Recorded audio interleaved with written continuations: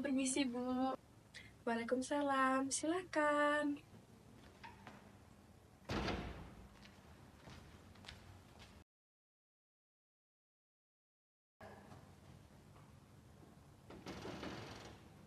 Assalamualaikum, permisi Bu. Bu, ya jadi gitu. Oh iya, waalaikumsalam, silakan masuk.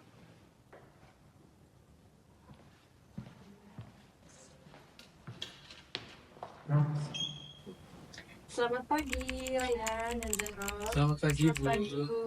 Sebelumnya terima kasih sudah menyempatkan untuk datang ke sesi konseling kelompok hari ini.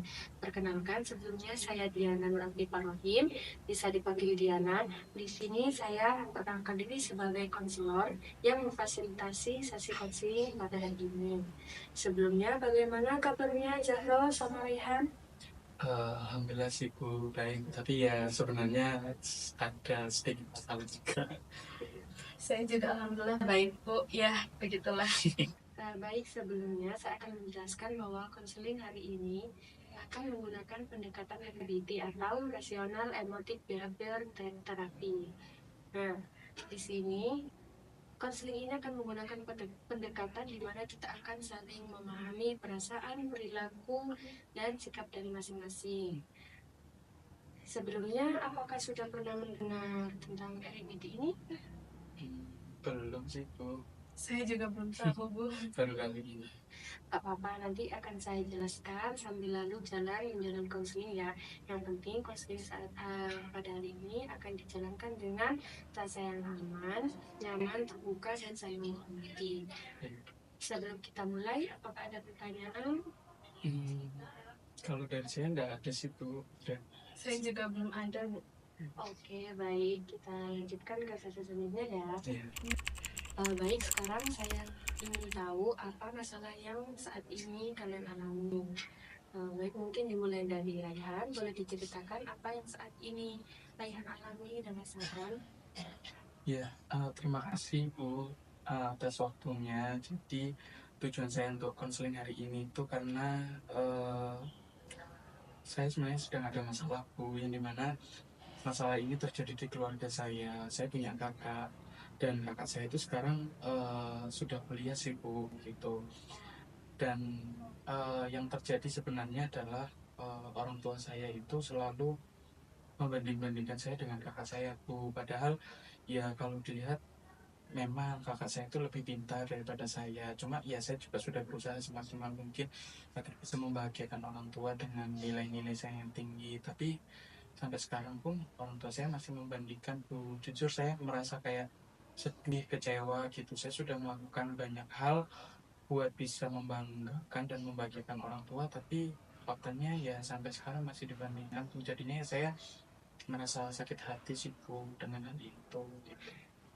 Oh, berarti ini adalah masalah utamanya yang membuat Rayhan bersinggung adalah karena terlalu sering dibandingkan ya? Iya betul Bu, saya itu selalu sering dibanding-bandingkan dalam hal apapun gitu. Ya saya merasa seperti anak yang tidak dianggap Bu, karena ya itu saya sudah melakukan semaksimal mungkin untuk membanggakan contohnya dengan berprestasi dengan nilai yang bagus, tapi orang tua saya tidak pernah memperhatikan itu gitu. Baik, terima kasih Rayhan sudah berbagi. Selanjutnya bisa dimulai Zara untuk menceritakan apa yang dialami dan dirasakan saat ini. Saya juga punya masalah mengenai keluarga saya, Bu, terutama orang tua saya. Saya tuh selalu merasa kalau orang tua saya itu selalu mengatur hidup saya. Bahkan dimulai saat saya mau kuliah, itu juga orang tua saya selalu mengatur saya mengambil jurusan kuliah apa. Terus saya juga harus berteman sama siapa, terkait dengan teman-teman saya. Saya juga diatur mengenai cara berpakaian saya. Nah, di sini saya tuh merasa bahwa orang tua saya itu terlalu mengatur dan itu buat saya tertekan, Bu. Begitu. Jadi di sini berarti Zahro ini menjadi sulit untuk memiliki prinsip dan pilihan diri sendiri. Ya, Bu. Saya juga merasa kurang bebas jadinya. Baik, setelah saya mendengar apa yang kalian alami, sepertinya kalian ini ada tekanan dari keluarga masing-masing. Ya, itu Bu. Nah, di dalam situasi ini, dalam RBT bisa disebut dengan activating event atau peristiwa pencetus. Kemudian mari kita dalami lebih lanjut ya. Iya Dan Bu. baik Raihan, Iya. ketika orang tua kamu membanding-bandingkan kamu, Mm. itu apa yang kamu rasakan secara emosional? Jujur saja ya Bu, ketika orang tua saya membandingkan saya itu sebenarnya saya langsung kesal sih Bu, marah. Ya karena merasa kayak saya sudah berusaha untuk bisa membanggakan orang tua saya dengan prestasi saya gitu. Tentu marah itu yang pertama Bu, tapi di sisi saja saya juga merasa putus asa sih Bu, kesal kepada diri saya kayak kenapa sih saya harus selalu dibanding-bandingkan terus gitu. Lebih tepatnya kayak sakit hati sih Bu saat dibandingkan itu. Kemudian ketika kamu merasakan perasaan yang sakit hati, marah, tadi seperti tadi itu, kemudian apa perilaku yang kamu lakukan, baik sengaja atau tidak sengaja kepada orang tua kamu atau keluarga kamu? Ketika orang tua saya membandingkan saya lebih seringnya diam sih Bu, diam gitu dan merasa menyalahkan diri saya sendiri gitu. Karena tapi juga kadang-kadang saya pernah Bu itu membantah ya, membantah orang tua saya ketika membandingkan saya itu malah jadinya orang tua saya marah hebat Bu ke saya, jadinya saya juga serba salah gitu, repot harus seperti apa.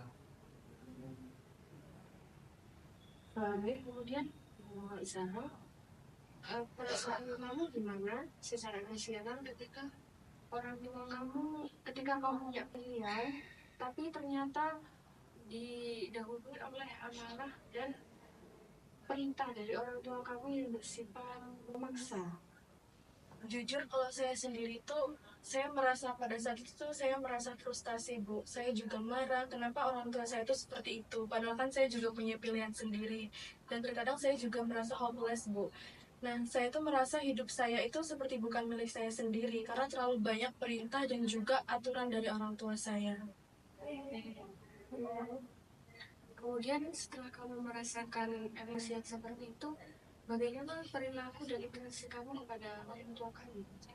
Ya, pada saat itu saya lebih sering memberontak Bu secara diam-diam. Saya juga sering berbohong kepada orang tua saya itu. Gitu Bu. Gitu ya. Sekarang kita gali lebih dalam lagi ya. Baik, Raihan. Ketika setelah apa yang dilakukan orang tua kamu tadi, kemudian kamu merasakan emosi yang seperti tadi, kemudian apa penilaian atau pikiran kamu terhadap dirimu sendiri? Kalau yang saya pikir, saya merasa saya tidak berguna sih Bu, karena ya saya selalu dibandingkan dengan kakak saya yang selalu hebat gitu. Bahkan saya merasa seperti saya adalah anak yang sudah benar-benar tidak dianggap sama orang tua saya begitu. Kemudian apakah kamu percaya bahwa nilai dirimu, kamu apakah harus sama persis seperti kakakmu? Iya sih Bu, ketika saya dibandingkan tuh saya merasa ya saya harus sama dengan kakak saya gitu. Ya karena kakak saya sudah sangat hebat sekali, selalu dibanggakan, maka saya juga ini dong Bu, harus bisa dibanggakan dengan orang tua seperti itu. Gitu ya. Baik, selanjutnya mari kita dalam yang bermasalah dengan Zahro. Kalau Zahro setelah orang tua menuntut Zahro untuk melakukan apa yang diinginkan, apa yang ditentukan sama orang tua, bagaimana pikiran dan penilaian Zahro terhadap diri sendiri? Saya pikir dengan orang tua saya seperti itu, saya merasa orang tua saya itu tidak menghargai saya sebagai individu. Dimana kan saya merasa bahwa individu itu kan seharusnya sudah bisa memilih apa yang dia inginkan ya Bu, apa yang ingin dia tentukan. Tapi di sini orang tua saya tidak seperti itu. Jadi saya merasa hidup saya kalau seperti itu akan hancur terus Bu. Terus kemudian juga saya tuh beranggapan bahwa saya tuh harus bebas total dari ya kedua orang tua saya itu dari aturan-aturan mereka. Kemudian apakah saat ini Zahra kemudian berpikir bahwa orang tua sama sekali tidak boleh ikut campur dalam urusan hidup Zahra? Ya Bu, saya berpikir bahwa saya harus bebas dari aturan-aturan orang tua saya itu. Saya harus bisa menentukan hidup saya sendiri. Baik, di sini saya mencerna dari apa yang kalian ungkapkan dalam LGBT ini disebut dengan irrational belief atau kepercayaan yang irasional. Nah, irasional belief atau kepercayaan irasional ini adalah kepercayaan atau pikiran yang tidak realistis dan bisa menjadi beban emosional. Gitu. Apakah bisa dipahami? Bisa Bu. Bisa bro. Sekarang mari kita periksa ya keyakinan kalian tadi. Sekarang Raihan, apakah benar kamu yakin bahwa kamu harus benar-benar sama dengan kakakmu? Kalau menurut saya tidak harus sama sih Bu dengan kakak saya. Ya karena tentunya saya dengan kakak saya berbeda Bu, apalagi mengenai minat bakat saya dan juga ketertarikan saya gitu. Jadi ya menurut saya tidak harus sama sih Bu, karena setiap orang ya kan punya caranya sendiri, punya apa yang dia bisa, kayak gitu sih Bu. Nah, betul. Setiap orang, meskipun kalian bersaudara, pasti memiliki keunikan, kelebihan, dan kekurangannya masing-masing. Nah, kemudian apakah mungkin orang tuamu memiliki cara yang berbeda dalam menyayangi kalian berdua? Mungkin saja sih Bu, karena ya dengan cara membandingkan orang tua saya tadi itu mungkin berbeda antara saya dengan kakak saya. Itu perasaan kamu, Raihan, itu wajar. Karena kamu saat ini masih dipenuhi dengan perasaan ketidakadilan yang kamu rasakan dari orang tua kamu. Karena kamu sedikit menggunakan gitu. Nah, kemudian Zahro, apakah kamu benar-benar yakin dengan keyakinanmu di mana kamu berpendapat bahwa orang tua tidak boleh sama sekali mengatur urusan hidupmu? Ya sebenarnya kalau dipikir-pikir ya Bu, mungkin mereka itu juga di satu sisi peduli ya Bu ya sama masa depan saya, apalagi terkait mungkin tadi jurusan kuliah dan semacamnya gitu Bu. Nah, bisa jadi betul itu. Nah, saat ini apakah Zahra udah menemukan bagaimana cara menyinkronkan keinginan dan pikiran kalian? Keinginan orang tua Zahra untuk masa depan Zahra gimana? Keinginan Zahra untuk masa depan Zahra sendiri gimana? Apakah sudah menemukan? Sepertinya bisa.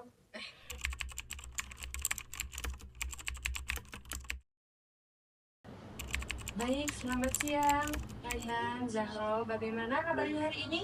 Selamat siang Bu. Alhamdulillah baik Bu. Bagus, alhamdulillah karena kalian sudah baik. Mari kita lanjutkan konseling yang kemarin sesinya sempat kita tunda dulu ya, karena kita saling berdamai dengan pikiran masing-masing dan mencoba untuk mencari solusi sedikit demi sedikit ya. Dan saat ini alhamdulillah sudah bisa dilanjutkan. Mari kita coba mengembangkan cara berpikir yang irasional tadi menjadi pikiran-pikiran yang lebih realitas dan hasilnya. Ya, dimulai dari Raihan. Bagaimana kalau dari pikiran dan keyakinan yang saya harus sama dengan kakak saya itu diubah menjadi pikiran-pikiran dan keyakinan yang positif lainnya? Saya kira saya bisa dan saya boleh untuk berbeda dengan kakak saya, dan ya itu nggak salah.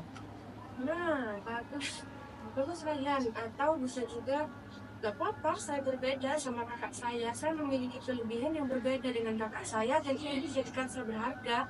Bagaimana setelah berpikiran dan memiliki keyakinan seperti ini tadi? Sedikit tenang sih Bu, jadi saya ada leganya juga sebetulnya. Nah sekarang Zahra, bagaimana daripada Zahra berpikir orang tua saya sama sekali tidak boleh mengatur urusan hidup saya? Bagaimana kalau berpikiran yang lebih realistis lagi? Mungkin orang tua saya seperti itu karena peduli dengan saya dan kita bisa kok mencari jalan tengah yang baik untuk saya dan juga orang tua saya.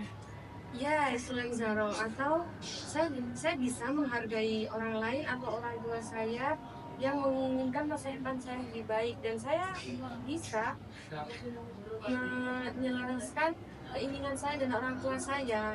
Bagaimana setelah berpikiran seperti itu? Ya, saya merasa lebih tenang sih, tidak se-emosional tadi. Sekarang, mari kita buat rencana konkret ya. Raihan, kira-kira apa yang bisa kamu lakukan untuk mencoba mulai menerapkan keyakinan dan cara berpikir yang baru? Mungkin yang akan saya lakukan dekat-dekat ini, Bu, mungkin saya akan fokus dengan keahlian atau kemampuan yang saya miliki. Tapi kalau misalkan nanti orang tua saya membanggakan atau membandingkan saya dengan kakak saya, mungkin nanti saya akan mengingat diri saya bahwa ya saya juga berharga gitu daripada memikirkan perbandingan orang tua saya tadi. Bagus, saya juga menyarankan kamu untuk setiap harinya mencatat 3 hal positif dari diri kamu sendiri. Hal tersebut bisa menumbuhkan keyakinan kamu Baik, Bu. yang lebih kuat. Oke? Baik. Kemudian bagaimana dengan Zaro? Apa yang bisa dilakukan untuk menerapkan cara berpikir yang baru? Nanti mungkin saya akan mencoba berbicara baik-baik dengan orang tua saya, Bu. Dan saya juga akan menjelaskan tentunya apa yang saya rasakan tanpa marah-marah. Excellent Zaro. Kamu juga bisa mencoba teknik iMessage loh, seperti mengubah dari seperti merubah dari kalian selalu atau saya selalu menjadi lebih baik atau saya merasa gitu. Apakah kalian bersedia melakukan ini? Ya, Bu, bersedia. Bersedia. Baik, sebelum kita mengakhiri sesi, saya ingin kalian saling berbagi ya. Raihan, apa yang kamu pelajari dari cerita Zahro tadi? Ya, Bu, setelah saya mendengar dan saya amati, ternyata setiap orang tuh punya masalah ya dengan keluarganya gitu, entah itu dibandingkan atau mungkin terlalu dikekang gitu. Dan juga ternyata kuncinya adalah ya komunikasi sih, Bu. Jadi walaupun kita punya masalah apapun, kalau komunikasi kita buruk ya bakalan terus terjadi. Baik, kemudian bagaimana dengan Zahro? Ya, di sini saya menyadari bahwa ternyata saya juga tidak sendirian ya, Bu. Dan dari ceritanya Ryan tadi juga saya mempelajari bahwa penting untuk menghargai diri sendiri dulu sebelum kita juga mengharapkan orang lain untuk menghargai diri kita. Begitu. Bagus sekali, saling belajar dari pengalaman dan cerita itu adalah salah satu keuntungan dari konseling kelompok ini. Baik, sesi kita hari ini sudah hampir selesai. Saya sangat bangga dengan keterbukaan dan kemauan kalian untuk berubah. Ingat, perubahan, keinginan untuk merubah cara berpikir itu butuh waktu dan latihan. Oke? Ya, Bu. Sebelumnya saya juga ingin mengucapkan terima kasih pada Iko karena sudah mau menerima kami dan mendengarkan keluh kesah kami, dan jujur saja kami terbantu dan sedikit lega, Bu, karena sudah bisa mengutarakan isi hati dari kami. Ya, Bu, saya juga mengucapkan terima kasih karena setelah dari ini saya juga merasa lebih optimis ke depannya. Saya turut senang mendengarnya. Minggu depan kita akan bertemu lagi ya untuk melihat perkembangan kalian dan membahas tantangan yang akan mungkin kalian hadapi ke depannya. Jangan lupa untuk mempraktikkan apa yang sudah kita pelajari hari ini ya. Baik, Bu. Baik, Bu, terima kasih. Terima kasih, Bu. Sampai jumpa minggu depan ya. Semangat!